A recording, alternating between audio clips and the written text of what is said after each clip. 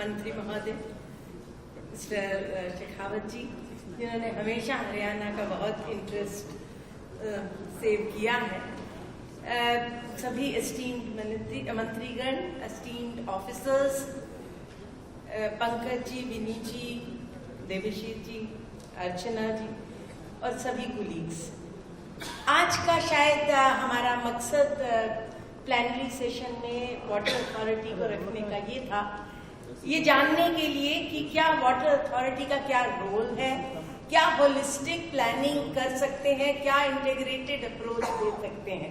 यही मकसद से शायद देवीशी जी ने हमें हरियाणा को इसमें डाला था। हरियाणा वाटर अथॉरिटी हमारी अप्रैल 2021 से शुरू हुई और उसका मकसद कंजर्वेशन, मैनेजमेंट एंड रेगुलेशन था। और ये न केवल ये अथॉरिटीज औरों से थोड़ा भिन्न थी, क्योंकि ये न केवल ग्राउंड वाटर बल्कि सरफेस वाटर और ट्रीटेड वाटर के बारे में भी देख रही है। और धीरे धीरे अमेंडमेंट्स हो रही हैं, जिसमें कि ट्रीटेड वाटर की इम्प्लीमेंटेशन भी पॉलिसी की हमें दे दी गई है और बल्क वाटर के रेट्स की डिसीजन भी अथॉरिटी को दे दी गई है और अपील गवर्नमेंट को दे दी गई है। ये फर्क आया है। तो इसमें हमने बेसिकली वाटर टैरिफ फाइनल करना था, डिसेंट्रलाइज्ड वाटर प्लानिंग करनी थी, एक्सट्रैक्शन ऑफ ग्राउंड वाटर की परमिशंस थी, then we could issue guidelines, directive, advisories, research, surveys and public awareness. This was the function of HWRL. Now, the first thing that was before us was that what are our challenges? Because challenges data के बिना नहीं आ सकते, challenges problem areas के बिना नहीं आ सकते। तो हमने एक पूरा सर्वे किया जिसमें कि DCs ने वो ब्लॉक लेवल से डिसेंट्रलाइज्ड लेवल पे पूरा डाटा इकट्ठा हुआ, जिसकी पूरी प्लान बनी और सामने आया कि अगर हॉर्टिकल्चर भी डाल रहे हैं तो 90% वाटर डिमांड एग्रीकल्चर सेक्टर और हॉर्टिकल्चर सेक्टर की है। और जब तक हम इस सेक्टर को नहीं संभालेंगे तब तक हम इस प्रॉब्लम को नहीं सॉल्व कर पाएंगे। इससे आगे जो इशू है इंडस्ट्री, सब कुछ बहुत थोड़ा है, एग्रीकल्चर और हॉर्टिकल्चर हमारा मेजर ले रहा है। आगे चलेंगे तो हमने देखा कि हमारा डिमांड सप्लाई वाटर गैप क्या है। मुझे नेशनल लेवल देख रही थी तो हम कुछ बेटर हालात में हैं, लेकिन अगर हरियाणा का हालात देखें तो हमारा वाटर गैप 15.84 BCM है। अब ये वाटर गैप आ कहां से रहा है? अगर हमारी एग्रीकल्चर अच्छी चल रही है, सभी चीज अच्छा चल रहा है, तो गैप कहां से आ रहा है? तो सामने दिख रहा है कि हम डीपर एक्वाफर से ले रहे हैं, जो कि फिर दोबारा रिफिल नहीं हो पाएंगे। अगर हम इस तरह चलते जाएंगे तो हमारे आगे फ्यूचर कोई बहुत अच्छा नहीं दिख रहा। तो फिर उसके बाद हम बेसिकली CGWP की कैटेगराइजेशन पे देखा, वो कुछ सेफ था, कुछ क्रिटिकल था, कुछ सेमी क्रिटिकल था, कुछ ओवर एक्सप्लॉइटेड था, पर हमें समझ नहीं आ रही थी कि हम फोकस किस पे करें। जो सेफ भी था वो सेफ नहीं था, वो वाटर लॉट था। तो हमने इसको कैटेगराइजेशन बदल डाली, जिसमें कि कैटेगराइजेशन में हमने विलेज वाइज कैटेगराइजेशन की और एक एक गांव को ये कहा। तो इसका मतलब ये हुआ, मायने हुए कि पहले दो जो कि स्वीयरली ग्राउंड वाटर स्ट्रेस्ड और मॉडरेटली ग्राउंड वाटर स्ट्रेस्ड है, और नीचे वाले दो पे फोकस देना है हमने। और एक एक गांव को पब्लिक नोटिस गया।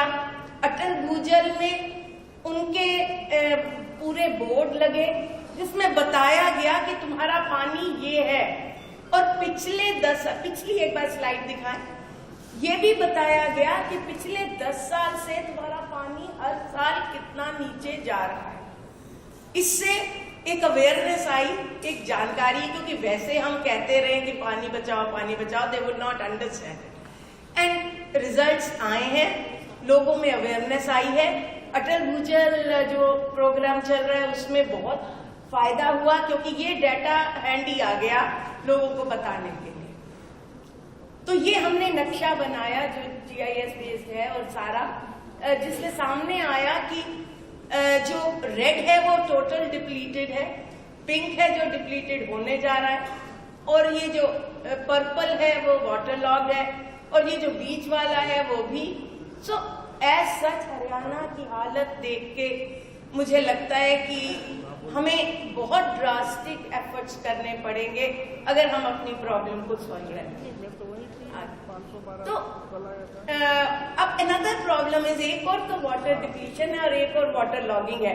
जो बाउल शेप हमारा एरिया है रोहतक, झज्जर, सोनीपत, वो वाटर लॉग्ड है। तो इस पे हमने पूरा सर्वे कराया, एक एक गांव में लोग गए जिसमें सारे डिपार्टमेंट्स इकट्ठे मिलके गए और ये कहा कि कहाँ हमने सबसर्फेस ड्रेनेज करनी है, कहाँ हमने फॉरेस्टेशन करनी है, कहाँ हमने फिशरीज करनी है।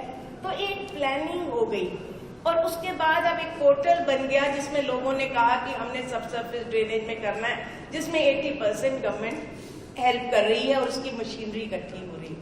Other challenges are inefficient irrigation practice, जो सब डिस्कस कर रहे हैं। ट्रीटेड वेस्ट वाटर की है पर वो ड्रेन में जा रहा है, स्टोरेजेस नहीं है, फ्लड आता है तो हमने फ्लड के पानी का क्या करना है। जब हम दिल्ली पानी चला जाता है तो हम नहीं सोचते, उधर भी फ्लड करता है, हमारी भी फ्लडिंग करता है, पर अगर हमारे पास स्टोरेजेस हो तो हम बच पाएंगे। इसी तरह water use inefficiency in industrial processes, उस पर हम मेहनत कर रहे हैं कि मोस्टली इंडस्ट्रीज ZLD की ओर जाए। नेक्स्ट, तो इसलिए अथॉरिटी का क्या रोल है? सभी डिपार्टमेंट्स अपना अपना काम कर रहे हैं, प्रोजेक्ट बेस्ड कर रहे हैं। फोकस वाटर नहीं है, फोकस प्रोजेक्ट है। तो जब तक फोकस वाटर नहीं होगा, और उसका रेगुलेटर का ये बहुत बड़ा रोल है जो कर सकता है। तो व्हाट वी डन इज, हमने क्योंकि वाटर गैप निकाला तो देन DCs की जो वाटर कमिटीज थी और ब्लॉक लेवल विलेज वाइज ये डिसाइड किया कि उन्होंने आगे 3 साल में करना क्या है। वो एक्शन प्लान्स बन गई हैं। प्लस वाटर के लिए, अर्बन प्लानिंग के लिए मेजर अर्बन एरिया जिनकी 1 लाख से ऊपर पॉपुलेशन है, उनकी भी प्लान्स बन रही हैं, चाहे इसमें भी। और सभी टॉप लेवल पे सप्लाई साइड, डिमांड साइड हम लोगों ने प्लान किया है और एक्शन प्लान्स बने हैं जिसमें कि क्लियर कहा गया है कि क्या करना है। In fact direct seeding of rice पे भी मेहनत हुई है। इसी तरह इंटरवेंशंस हर एरिया में क्या क्या कर रहे हैं, सारी स्टेट की ब्लॉक वाइज, कुछ विलेज वाइज हमने प्लान कर ली है, जिसकी अल्टीमेटली एक्शन होने जा रहा है। नेक्स्ट, तो इंस्टीट्यूशनल स्ट्रेंथनिंग जरूरी है। तो हमारे ही एक्ट में डिस्ट्रिक्ट लेवल कमिटीज की नेक्स्ट कर दीजिए, district water resources planning committee है जो DC की हेडेड है। तो बेसिकली उसके हेल्प से ये सब प्लान्स बनी है, उसी के हेल्प से एक्शन प्लान बना है। तो जब DC इन्वॉल्व हो गया तो अब वो स्ट्रेटजीज भी सोच रहे हैं कि हमने कैसे करनी है और जो हमारी प्लान बनी है उसको कैसे इम्प्लीमेंट करना है। इसी तरह ऊपर इंटर डिपार्टमेंटल कमिटीज बन रही है। नेक्स्ट, अब इंटर डिपार्टमेंटल कोऑर्डिनेशन सभी स्कीम्स हैं, मैं सभी चीजों में नहीं कहूंगी, बट हर चीज में हम गैप देखते हैं और हम इंटर डिपार्टमेंटल वर्कशॉप्स करा देते हैं। उस इंटर डिपार्टमेंटल वर्कशॉप से एक रिजल्ट आता है।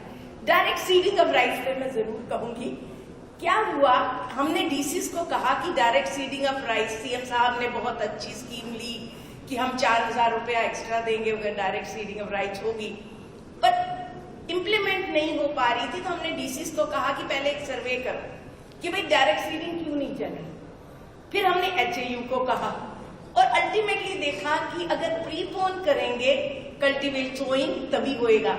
उसके बाद स्ट्रेटजी क्या होगी, एक्सपर्ट से डिस्कस करके स्ट्रेटजी बदली और मुझे बड़ी खुशी हुई कि पोर्टल पे इस बार 1 लाख एकड़ डायरेक्ट सीडिंग ऑफ राइस हो गई, जो एक बहुत बड़ी खुशी थी और जिससे हमें एक रिजल्ट आया। इसी तरह मिकाडा का माइक्रो इरिगेशन है, बट वो माइक्रो इरिगेशन करे जा रहे हैं, उनकी शुगर मिल से कोई रिश्ता नहीं आज के दिन। वो शुगर मिल्स में जाके डिमॉन्स्ट्रेशन प्लॉट्स नहीं लगा रहे, वो शुगर मिल, तो अब हर शुगर मिल में वो लोग बैठ गए हैं, और अपने डिमॉन्स्ट्रेशन प्लॉट्स लगा रहे हैं, फार्मर्स को बता रहे हैं, स्कीम्स बता रहे हैं। एंड हमें उम्मीद है कि पहले हम अवेयरनेस करेंगे, फिर उसके बाद महाराष्ट्र की तरह या हमें पक्का हो जाएगा कि हम 100% शुगर के फार्मिंग में माइक्रो इरिगेशन कर पाएंगे। इसी तरह और स्कीम्स पे भी फील्ड लेवल वर्कर्स जो जल जीवन के हैं और फील्ड लेवल वर्कर्स अटल भूजल के, उनको इकट्ठा मिलाना विलेज में, वो भी एक्शन हमने कोशिश की। नेक्स्ट, तो पॉलिसी एंड गवर्नेंस में मैं ये कहूँ, नेक्स्ट है सर ट्रीटेड वाटर पॉलिसी हमारी ऑलरेडी इम्प्लीमेंट हुई थी में, परंतु उस पे हमने एक जगह डिफरेंट डिपार्टमेंट्स की कोऑर्डिनेशन कराई। और सर आपको जान के खुशी होगी कि इरिगेशन प्रोजेक्ट्स शुरू हो गए हैं, 28 प्रोजेक्ट्स, जिसमें ट्रीटेड वाटर इरिगेशन के लिए यूज होगा, माइक्रो इरिगेशन के लिए। ये एक बहुत बड़ी पहल है।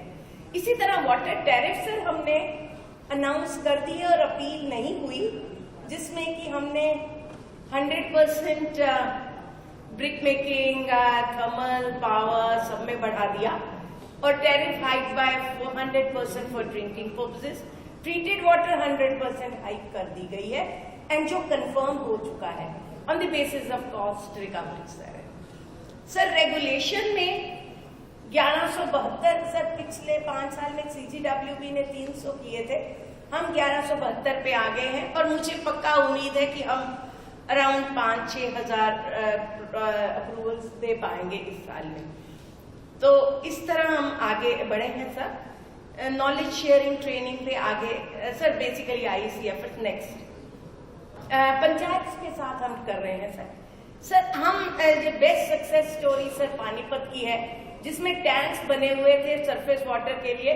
हमने सर NOC नहीं देने दी और अल्टीमेटली सबसे बड़ा ये हुआ कि ग्राउंड वाटर से वो सरफेस वाटर के यूज में आ गए इंडस्ट्रीज, और आज के दिन सरफेस वाटर दिया जा रहा है और ग्राउंड वाटर को यूजेज बंद हो गई। नेक्स्ट सर इंसेंटिवाइज मेरा पानी मेरी विरासत, जो CM साहब की बहुत इंपॉर्टेंट स्कीम है, उसमें हम कोऑर्डिनेट कर रहे हैं। नेक्स्ट, माइक्रो इरिगेशन है, जैसे मैंने बताया सर। आगे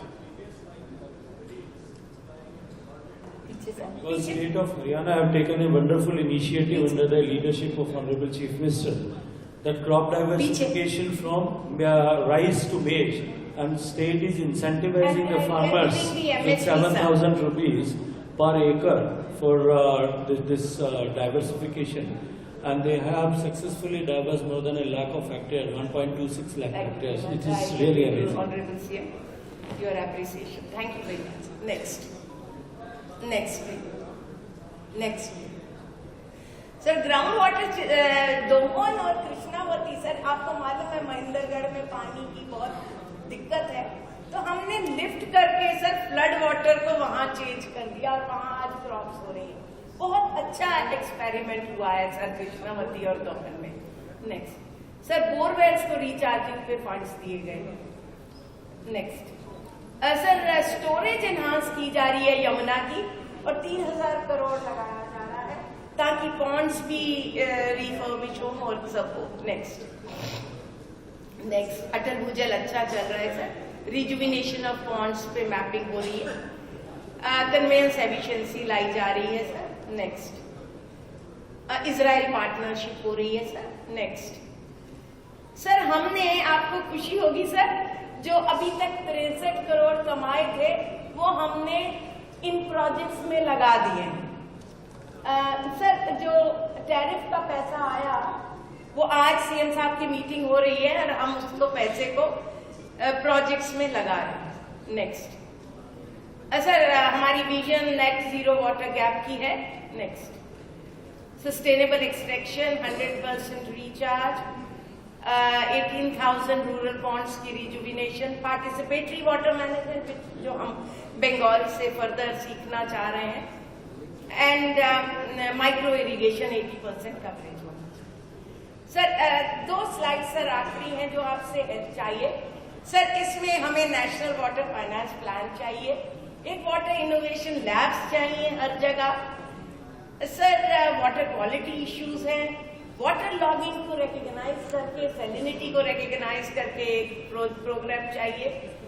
क्रॉप डाइवर्सिफिकेशन को इंसेंटिवाइज करने के लिए कोई और नेशनल स्कीम चाहिए। डायरेक्ट सीडिंग ऑफ राइस और एग्रीकल्चर डिपार्टमेंट को इन्वॉल्वमेंट बहुत जरूरी है। नेक्स्ट सर, हमारी डिमांड हमेशा SYL और किसाऊ एंड रेणुका और लखवार की रही है। सर, एक डायलॉग कंटिन्यूस चाहिए और ये बहुत बहुत धन्यवाद, आज का वो प्रोग्राम विजन का प्लान किया गया और बहुत अच्छी कोऑर्डिनेशन की स्कीम्स आगे आएंगी, पर एक नेशनल वाटर रिस्क असेसमेंट जरूर कीजिए।